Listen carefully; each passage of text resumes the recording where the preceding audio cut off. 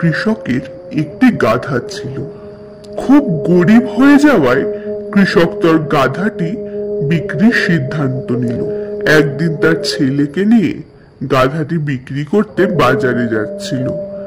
তারা কিছু দূর যেতেই এক লোক পিতা পুত্র এবং গাধাকে দেখে হেসে বলল, দেখো কি কাণ্ড, বাপ ছেলে হেঁটে যাচ্ছে আর গাধাকেও হাঁটিয়ে নিচ্ছে।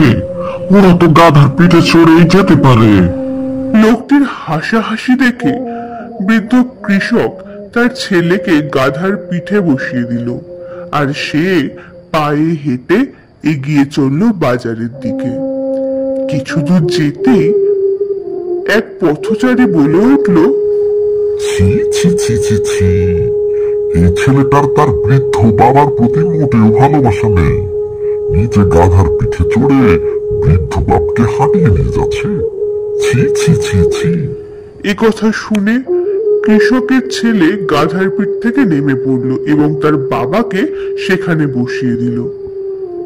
তারপর তারা সামনে এগিয়ে চলল।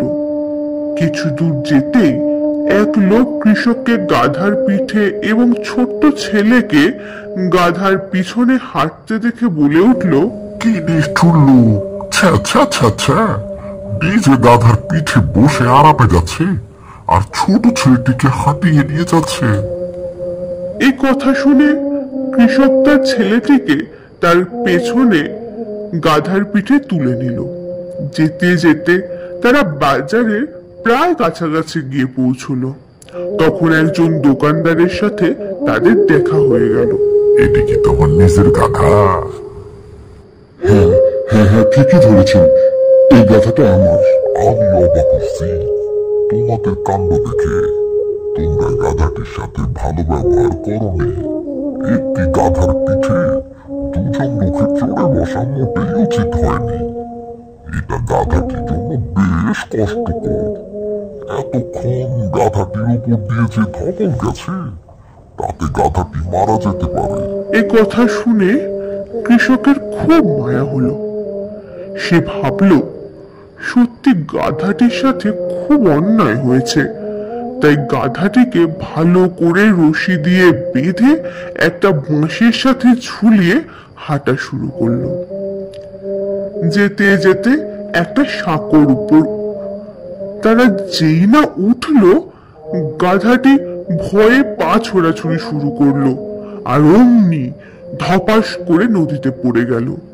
স্রোতের সাথে সাথে গাধাটি ভেসে গেল।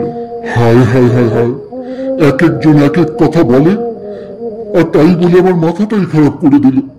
যখন যে যা বললো আমি তাই করলাম। না না না না না, লোকের কথা শোনা আমার মোটেই উচিত হয়নি।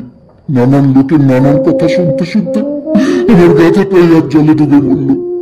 এর জন্য লোকের কথায় কান দিতে নেই। আমার আজ ঢের শিক্ষা হলো।